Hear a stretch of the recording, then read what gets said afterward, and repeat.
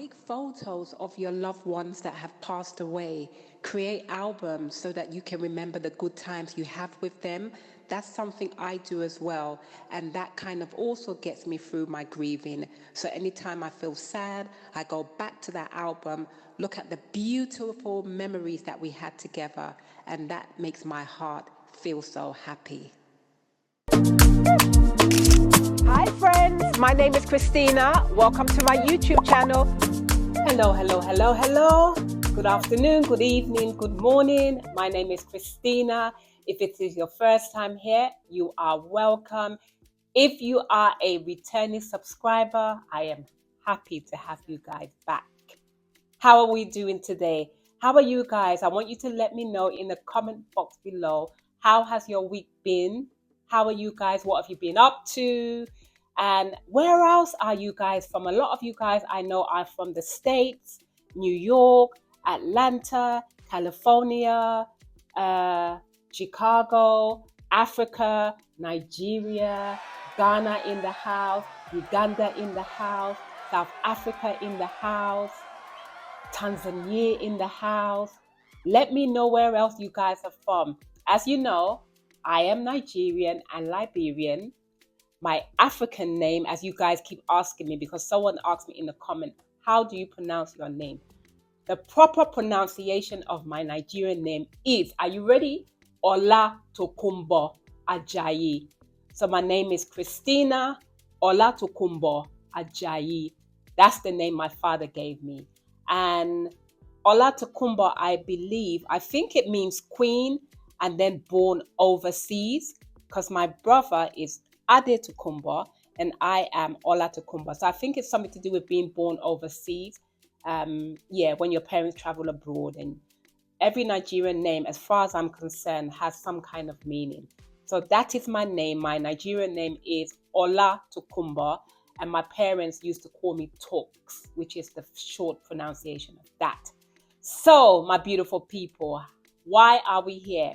We are here for the final episode of the 3-part series that I have done for you beautiful people in regards to how my parents met, how they immigrated to Germany and then went on to England and had me, my brother, my sister, and then lastly, the last born in Liberia. I also covered how we ended up in Africa and how my mum died 1986. 3 years later, we happened to get stuck in the Liberian War, which was traumatizing for all of us. And all those people who were caught up in that war is not something that I will like to happen to anyone, because it's absolutely devastating. Till this day, I still suffer from post-traumatic stress. But I guess, guys, all those experiences that I went through, the hardship, it has molded me to be the person that I am today. So I'm going to conclude today with what I think, in my personal opinion and my experience. If you're ever thinking, any one of you guys out there, if you're ever thinking of going abroad, because change is good, change is really good. You might be fed up of where you're staying, or you just want to change in life. You can immigrate to other countries with your family, with your partner, with whoever it is you're going with. My advice will be to always do your research. Always do your research into the country that you are planning to go and live. Financially be stable. Make sure where you're going. Every country has its issues, right? We know that. But make sure where you're going that is okay. Make sure that where you're going is somewhere that when you go, you're financially okay for, I would say up until a year plus, until you're able to find a job. It might be that you find a job before you even go. I think the mistake, and I guess it was down to inexperience and ignorance on my parents' part. Because when I think back now, I remember saying to my mum, I don't want to go to Africa, because I never knew anything about Africa, guys. I used to hear stories about Africa, and, as a child, you hear all these horror stories. But I thank my parents for taking us back to Africa, because guess what, guys? That's molded me into the person that I am today. Africa is a beautiful country, beautiful. I lived in many African countries: Liberia, Nigeria, Ghana, Togo, Benin, and then what other country did I live in? Yeah, those are the countries that I remember that I stayed in. So Ghana, Nigeria, Liberia, Togo, and Benin. Because when we left from when we left from Ghana after staying in a refugee camp, we went by the ship, as I said, to flee Monrovia, Liberia, to get to Ghana. We stayed in a refugee camp out there for about a month or two, and then we were able to go by road to Nigeria, where we stayed for, I think, about a year, and then we were able to come back to England. But guys, I think if my parents had planned this properly, if they had sat down and just between the two of them, as my dad has said to my mom, I remember him saying that, where you go with the two older children, or should I say, you go with the younger one and leave me here with Tooks and Chris. Go and see how the country is, because like I had said, a country where a coup has taken place is not always easy, guys. And my dad, bless him, he didn't really know much because, as I stated, he wasn't in Nigeria for the Biafran War. But they went in a hurry, sold things that they didn't need anymore, and they moved to Liberia, and nothing was put in place. And so, like I said, that was when I saw them going through some tough times, and we all endured it. We had moved to some different places in Liberia. We moved to a place called Firestone, and that's like the rural part of Liberia, and it's the rubber plantation where they make rubber. So you see them tapping the rubber tree. I remember us going up these hills and down the hills to go to school. This is where I learned how to sew, because my neighbor, there were three sisters and they lived with their dad. I think their mom had died, and all three of them were seamstresses because their dad was a tailor. That's where I learned how to sew, guys, because what I didn't tell you, I also sew as well. The girl is jack of all trades. What I will say to you, beautiful people, if any one of you is thinking of moving to any country, why not? Like I said, change is good. It's good to move around, explore other countries. But before you do that, guys, do your research. Be financially stable. Don't just get up and go, because you don't know what you're going to meet. Going on holiday is different from going to stay in a country. And that was what my mum and dad found out the hard way when they got to Liberia. Things were tough, guys. When I say things were tough, things were tough. It was really tough. And after that, the struggle started, and we had to go through all those circumstances to be able to go through the war, to be able to come out of the war. And I'm fortunate, and I thank Jehovah God that I'm still here to tell the story, because, guys, many people lost their lives. As I said, my mom's brother, one of her older brother, they called him Sugar Lump. He passed away during the war. I remember we were told he was coming home from work, and he worked at the Freeport as well, and he got gunned down at one of the checkpoints. So that was only left my uncle, and he was the one that I said took us in and looked after us. He managed to get my dad out, and we were able to escape to come back to Ghana, to Nigeria, and then later on back to England. So that's my thoughts, and that's the advice I can give to you, beautiful people. Anyone thinking of going to move to another country, just please do your research. Learn about the country, learn about where you're going. Make sure you're financially stable, and then you'll be good to go, because the world is meant to travel and explore and go through different experiences, right? So yeah, so that's that, how I dealt with grief. So as I told you, my mom passed away when she was 37 and I was going on 14. My dad passed away years later, and it was a tough time, guys. It was really, really, really tough. Losing your mum at that age is not something that you would think that will happen, but it happened to us, unforeseen circumstances, and you just have to get on with life. And I'm sure so many of you have lost, loved ones out there. And it's hard. Grieving is very difficult. Each of us will deal with grief differently. There's no right way of dealing with grief, and there's no wrong way in dealing with grief. You deal with it how you deal with it.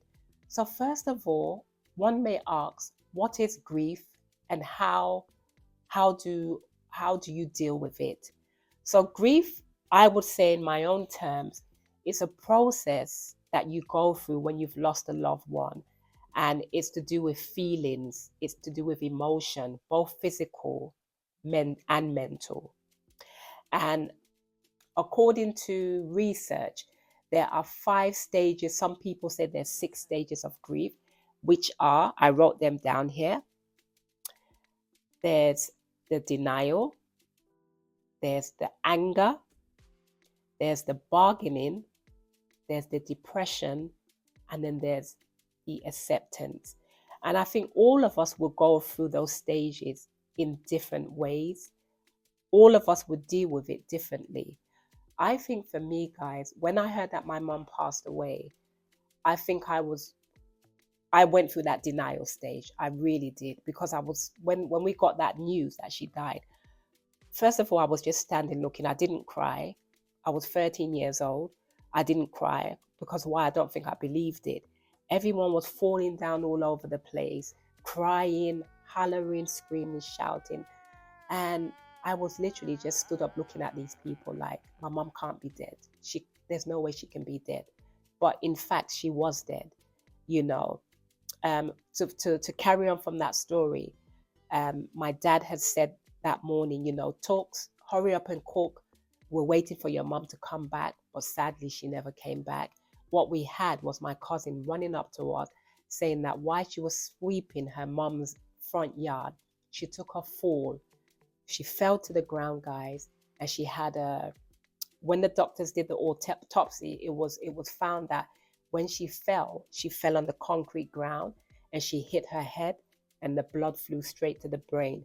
So even if she had survived, she would have ended up, we were told, with a stroke and maybe like a vegetable. So halfway running her through the hospital, we were told that she died at the traffic lights, like 15 minutes into the journey. And it was a very sad time, guys, very sad times. It's not something we were expecting, but as I said, life, unforeseen circumstances happen and you just have to get on with it. The grieving stage, I went through the denial, I went through the anger, I went through the bargaining, where the bargaining you tend to say to yourself, what was it, what things you could have done to save your mum or your loved one from dying? What could other people do around you to save that loved one? Then you go through the depression, which is really, really hard for everybody, before you go through the acceptance. One thing that I can say to you that has helped me through my grieving process, and like I said, all of us will grieve differently, and there's no right way, there's no wrong way. No one can tell you how long to grieve for, or why are you feeling sorry for yourself. We will all grieve in the way that we know how to.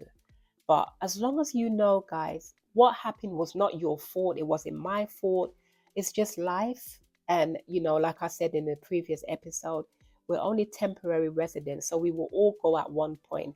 And that's because of the imperfection that we all have. As the Bible talks about, from dust we came, and from dust we will return.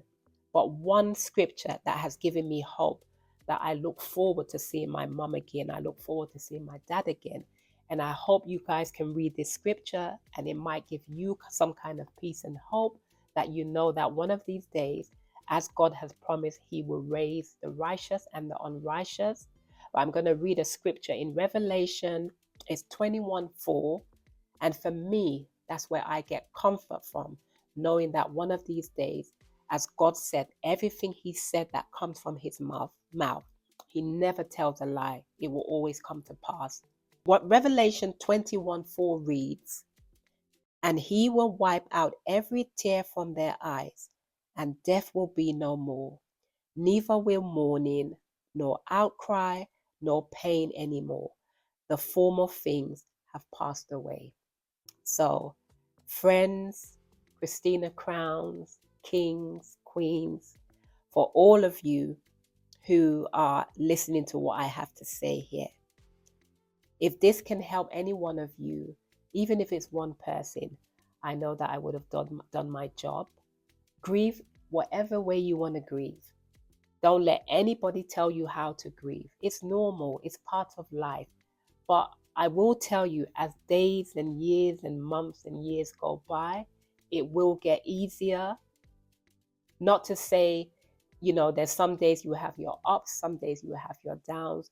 I grieved my mum in adulthood, and that was because I think I had so much to deal with as a child, as a teenager, in my 20s. I had my daughter at 22. I was looking after my siblings in my late teens. And as I had my daughter, 15 years later, I had my twins. So there was a lot going on in life for me. And there came a point where I just stopped, because when I had my kids, there was no grandma. From my husband's side, his parents have passed away. And on my side, my mom is gone, my dad is gone. So I think that's when it started to hit me that, wow, my kids have got no grandma. There's no one for me to say, oh, I'm taking my kids to my mom this weekend or to my dad this weekend so I can have a break. So I had to go through all those stages, which was the denial, the anger, the bargaining, the depression, and then the acceptance is where I am now. So days that you feel a certain way, put it in prayer to God. Ask Him to help you through. Don't feel like you're being too hard on yourself. That's how I deal with it. And each day, there's some days that will be good, there's some days that will be better. But like I said to you guys, the scripture in Revelation 21:4 is what gives me hope, and I hope that can give you a bit of hope. So there's no one way or two ways to deal with grief, but for me, that's what's helped me. And I carry that hope around with me, knowing that God will keep His promise as He said in the Bible. And the Bible talks about what comes out of His mouth will never fail. So for that reason, I have that hope that I will see my mum again. I have the hope that I will see my dad again. And through that hope, that's what keeps me going, guys. So just to share that with you, for all those who have lost loved ones. Another scripture that gives me hope, guys, when it comes to me knowing that what God promised, He will come through with it, is Isaiah 33:24. And I will read that scripture to you also. Isaiah 33:24, and it reads, guys, and no resident will say, I am sick.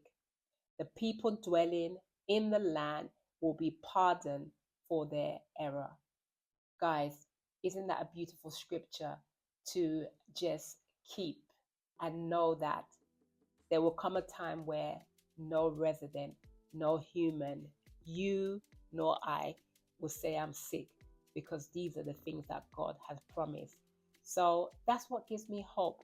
That's what keeps me going. That's how I deal with grief.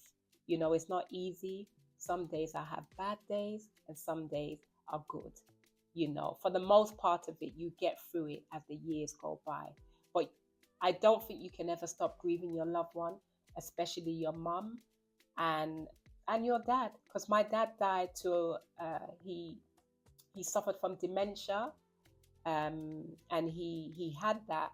I would say the post-traumatic stress that he also suffered from the war also aided to his dementia. It got really bad to the point where I remember the last time we went to Nigeria, guys, with my sister, me and my sister went, he didn't even remember who we were.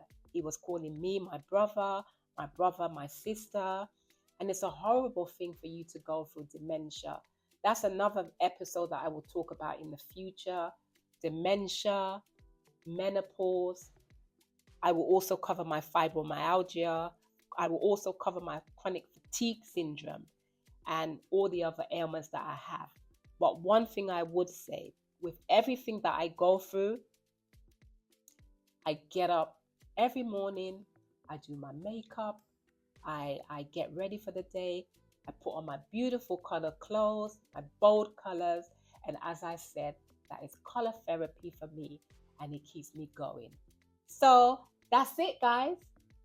One more thing I didn't show you guys, because I know you guys keep asking me about these beautiful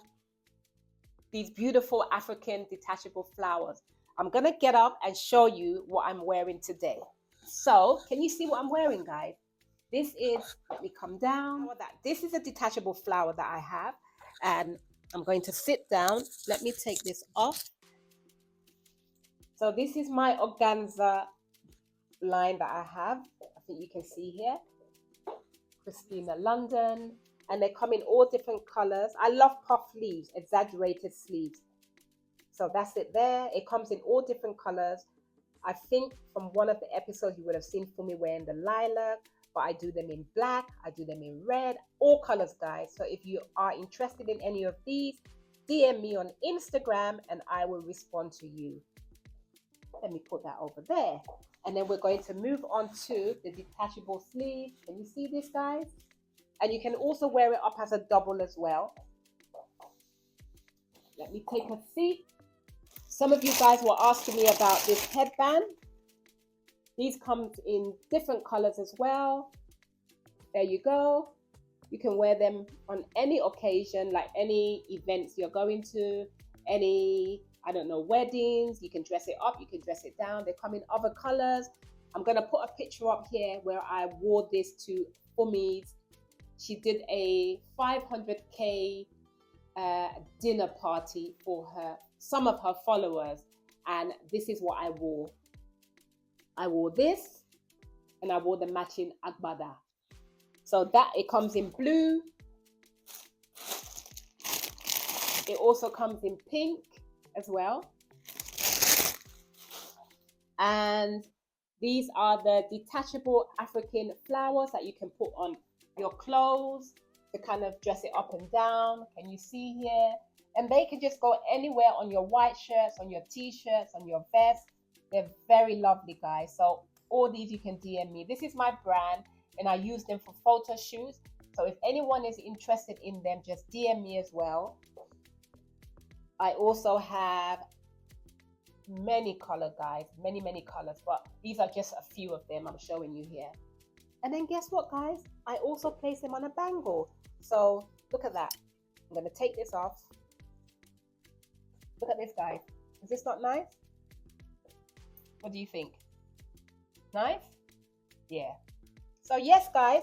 So that's a bit about my brand, but in another up and coming episode, I will talk about my brand and how I style what I wear, because a lot of you guys are always saying, Christina, can you come with a fashion tip of how we can dress certain outfits? So I will be coming to you with a style file lookbook of how I dress for lunch, going out for dinner, going out for an event in the evening. I will come with all these different tips and tricks for you guys. So watch out for those episodes. So that's my cue. I think I've said enough for today, and I'm going to love and leave you, and I will see you on the next episode. Do not forget to like, subscribe, hit the notification button so that each time I post a new episode, you can be notified. Christina Crowns, Christina Kings, Queens, my brothers, my sisters, and family, I love you guys. I think that by the time this episode gets out to you guys, I would have been hitting 8K. Can you believe it, guys? 8K. Your girl is hitting 8K. I'm so happy. I've also made YouTube partner. I'm so happy, guys. I'm so happy. So I think it means that I will be monetized from now on. I know apparently it can take a while, but at least I'm getting there. All because of you beautiful people. So I'm going to love and leave you. And what do I always say? Don't forget to be your own kind of inspiration, and don't let anybody dull your shine. Until next time, bye. Don't forget to subscribe, hit the notification button below, so each time I post a video, you can be notified. Enjoy!